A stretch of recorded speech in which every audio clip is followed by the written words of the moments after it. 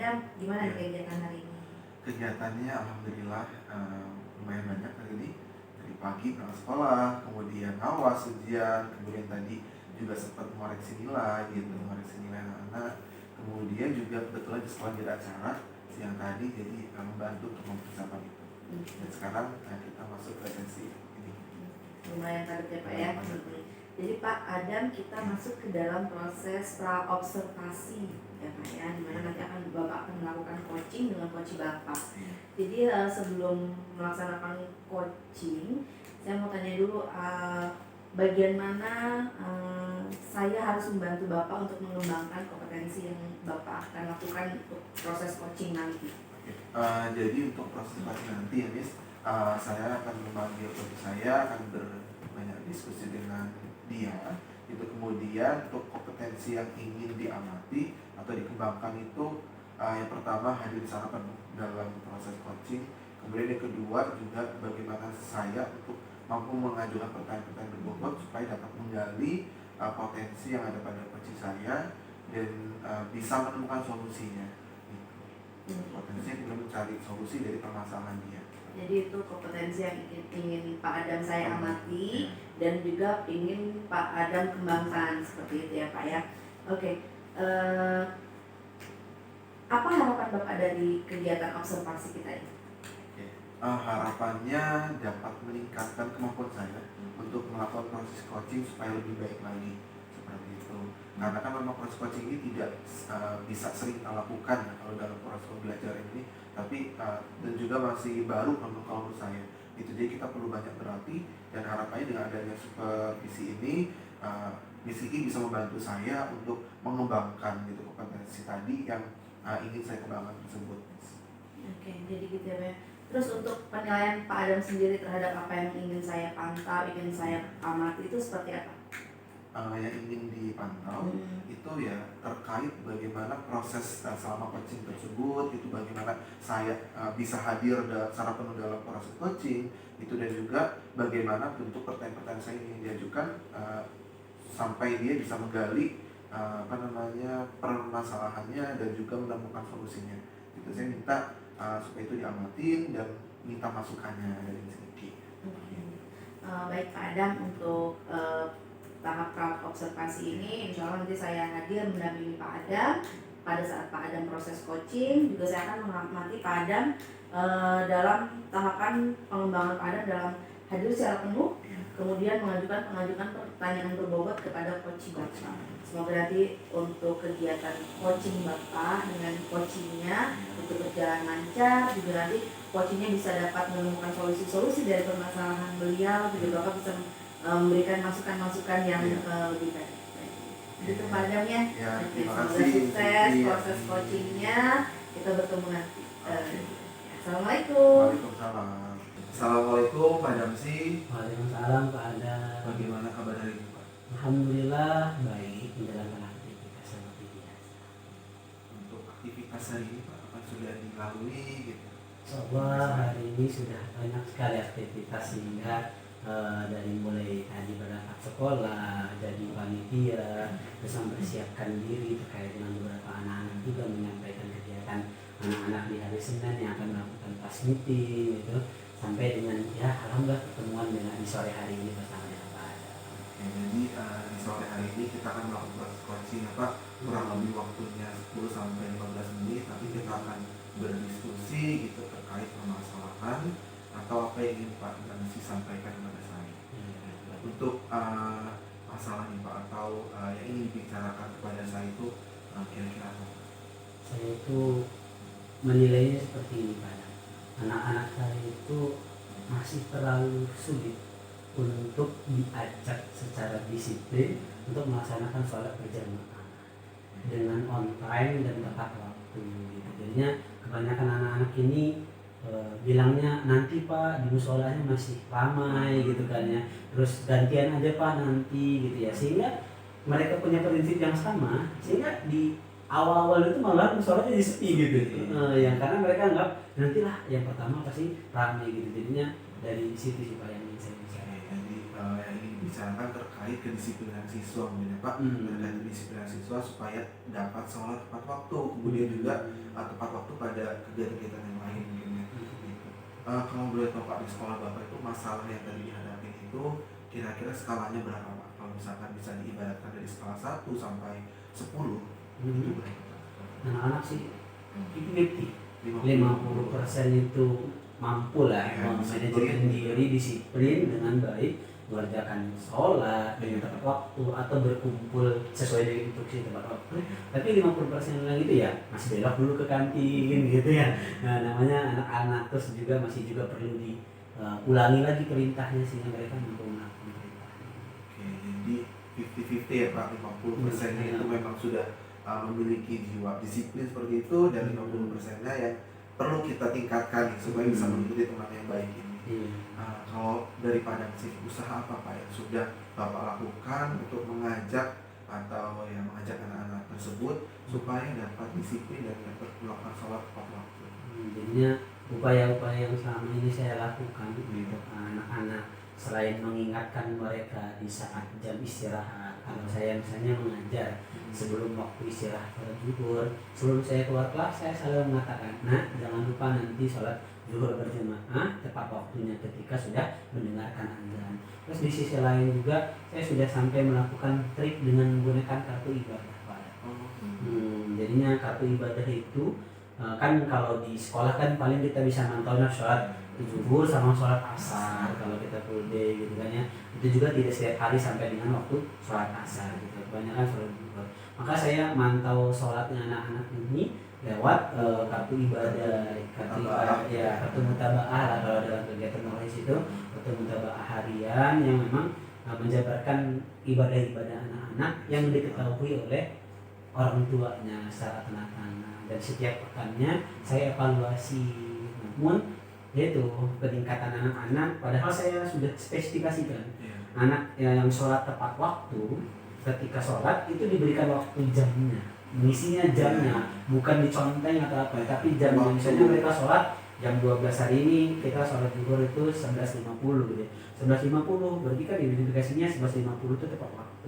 Kalau mereka ngisinya jam 13.00 berarti kan sudah terlihat tepat waktunya. Jadinya itu mungkin salah satu yang membuat 50% anak-anak ini ya, jadi ada lah yang berdisiplin dalam waktu. Terus terkait dengan sholat berjamaah nih Padang, ada tanda checklist di ujung ketika dia melaksanakan sholat berjamaah. Kalau dia sendiri berarti tidak ada tanda checklist. Dan itu dipantau oleh guru, dan saya salah satu guru agama juga berada di musola ketika waktu sholat tersebut.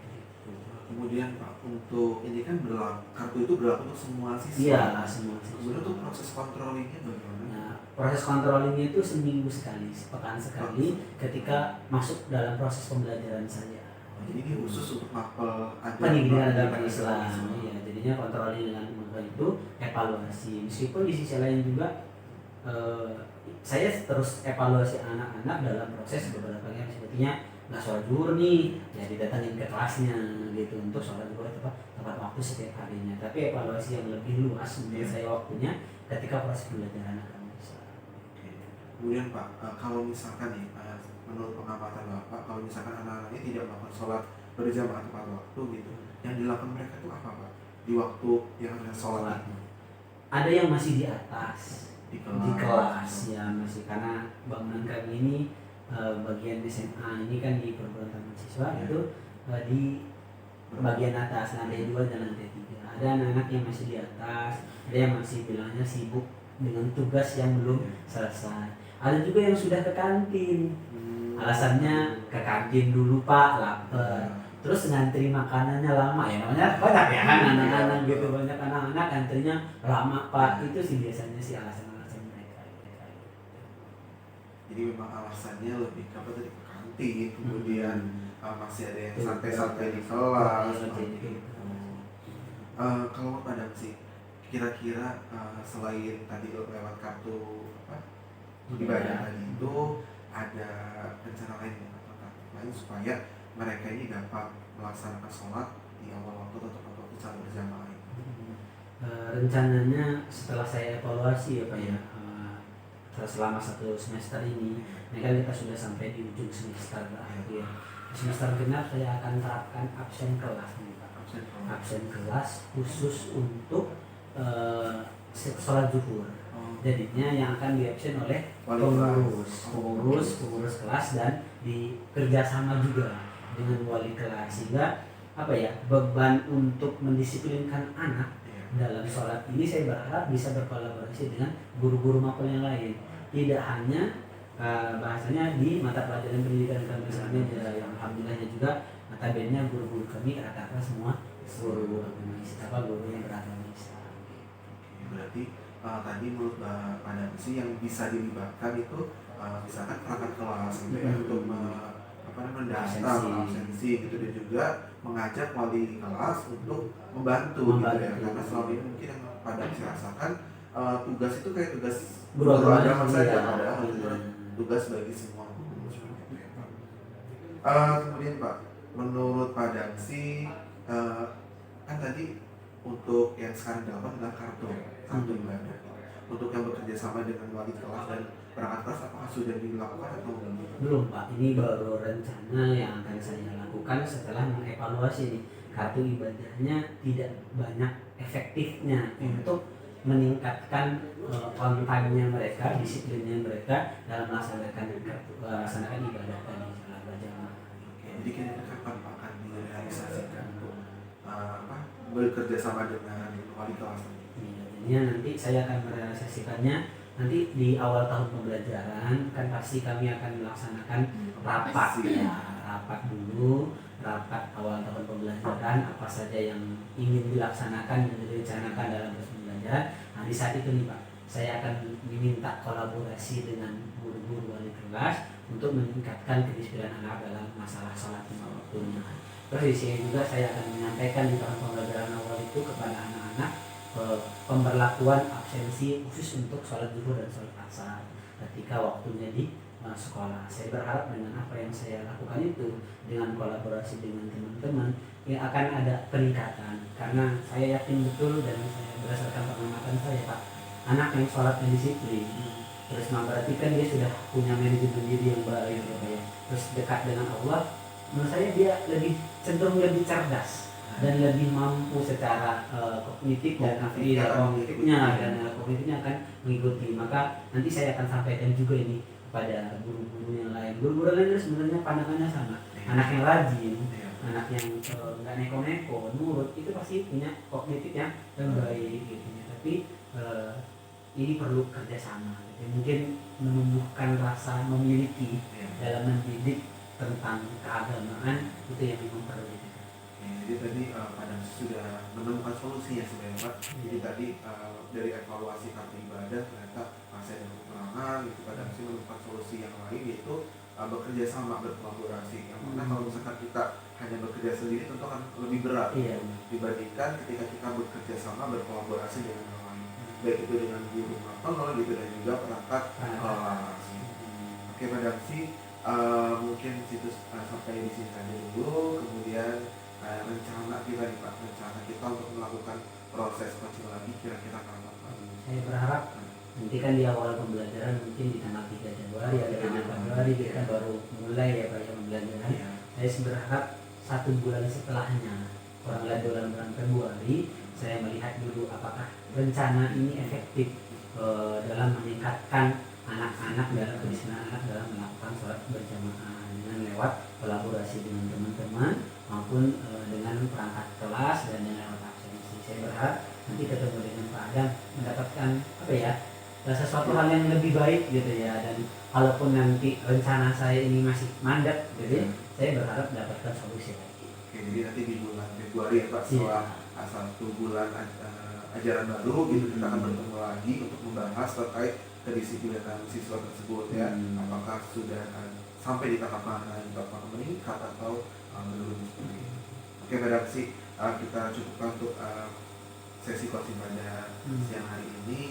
Semoga dapat bermanfaat dan semoga siswa-siswi yang ada di sekolah Pak Damsi untuk tingkat kedisiplinan semakin meningkat untuk ke depannya, dan Pak Damsi bisa menerapkan rencana-rencana dengan lancar dan benar. Terima kasih banyak Pak Adam sudah mendengarkan keluh kesah saya, terus sehingga saya bisa mendapatkan solusi dan rencana aksi yang baik untuk saya terapkan di tahun yang akan datang. Sekian Pak Damsi. Assalamualaikum. Betul. Waalaikumsalam. Assalamualaikum Pak Adam. Waalaikumsalam, Miss. Oke, Pak Adam, kita sudah berakhir pasca coaching Bapak, dan kita akan melakukan pasca supervisi, pasca dari observasi. Langsung aja ya Pak ya, dari tadi Bapak proses coaching dengan Pak Damsi, bagaimana Bapak menilai performa dalam kompetensi Bapak tadi? Ya, untuk sesi coaching tadi dengan coaching, menurut saya gitu, untuk jalannya proses tadi, saya sudah menerapkan alur tirta gitu, di mana tahapannya mulai dari tujuan apa yang ingin hendak dicapai gitu, kemudian identifikasi. Tadi saya mengajukan berbagai pertanyaan untuk menggali permasalahan atau potensi yang ada pada coaching gitu. Kemudian rencana aksi juga tadi saya mengarahkan mereka coaching untuk menentukan rencana aksi yang akan dilakukan untuk apa. Itu dan juga dia tanggung jawab gitu, bagaimana rencana aksi yang sudah ditemukan tadi konsisten dapat dilaksanakan seperti itu. Dan tentunya dievaluasi. Jadi di bulan Februari akan dilakukan evaluasi, itu termasuk alur tirta tadi sudah saya terapkan. Kemudian juga tadi saya mencoba untuk hadir secara penuh, itu fokus atas tadi pertanyaan-pertanyaan atau yang disampaikan dari coach saya. Itu sih, Miss. Ya. Oke. Kalau boleh tahu, apa sih yang membuat Bapak bisa menilai diri Bapak bisa melakukan kayak tadi tirta, kemudian hadir secara penuh, kemudian mengajukan pertanyaan berbobot, itu apa yang Bapak bisa menilai diri Bapak sedemikian? Tadi saya melihat coach saya ketika berdiskusi dengan saya, dia merasa enjoy, kemudian bisa menyampaikan dengan dengan full, artinya tidak ada yang ditutupin gitu. Kemudian juga saya mencoba menggali supaya kita mendapatkan solusi yang terbaik gitu. Makanya tadi setelah ada solusi A, ternyata kita menggali lagi gitu, solusi yang lebih baik lagi gitu. Dan juga tadi saya meminta adanya evaluasi, karena ketika suatu rencana tanpa ada evaluasi itu juga kurang baik ya. Makanya tentu harus ada evaluasi. Oke. Maaf nih Pak Adam, boleh nggak saya menyampaikan hasil pengamatan saya terhadap hasil coaching Bapak? Boleh, boleh saya. Oke, jadi untuk hasil pengamatan saya Pak, setelah saya mendampingi proses coaching Bapak dengan coaching Bapak tadi, yang pertama kompetensi yang Bapak harapkan tadi, yang Bapak bilang mau diamati oleh saya gitu, memang sudah muncul, mulai dari hadir secara penuh, ya, kemudian juga mengajukan pertanyaan-pertanyaan berbobot.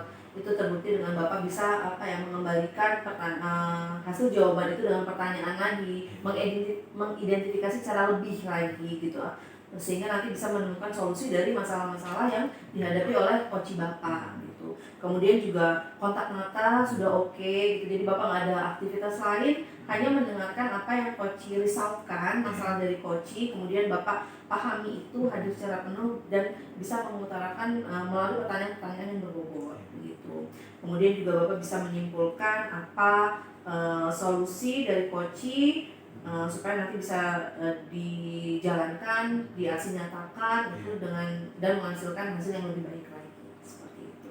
Itu tanggapan saya. Bagaimana menurut Bapak setelah mendengarkan pendapat saya ini? Oke, itu menjadi penguatan sih bagi saya. Menjadi penguatan bagi saya bahwa proses coaching ini memang perlu banyak latihan gitu. Ini juga kita masih awal, itu masih belum banyak melakukan proses ini. Itu dengan adanya supervisi dari Misiki, itu menjadikan saya semakin menjadikan masukan bagi saya gitu, langkah-langkah apa yang harus saya lakukan gitu, apa yang sudah berjalan dan perlu ditingkatkan itu, supaya ketika saya melakukan proses coaching di waktu yang akan datang akan lebih baik lagi harapannya. Oke, Masya Allah ya Pak ya. Kemudian untuk rencana tindak lanjutnya seperti apa sih Mbak? Untuk proses coaching ini kan nggak berhenti sampai sini saja gitu kan. Kita menjumpai banyak teman, kita menjumpai banyak masalah di sekitar kita. Itu banyak orang yang perlu coaching dengan kita, ataupun kita yang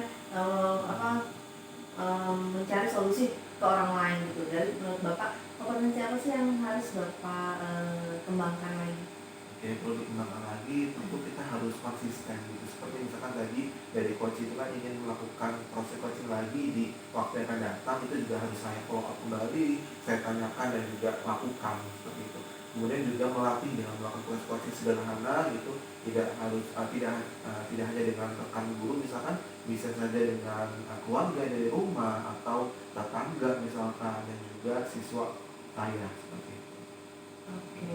Kemudian dari apa yang sudah disupervisi oleh saya, kemudian saya amati, kemudian Bapak melakukan proses coaching, itu apa yang bisa Bapak ambil dari proses ini? Yang bisa diambil tentunya ini sih, kalau saya proses coaching ini memang perlu banyak latihan gitu, supaya ketika coach ini membawa suatu permasalahan, saya dapat menggali permasalahan tersebut dan juga menggali solusi dari coach tersebut gitu, supaya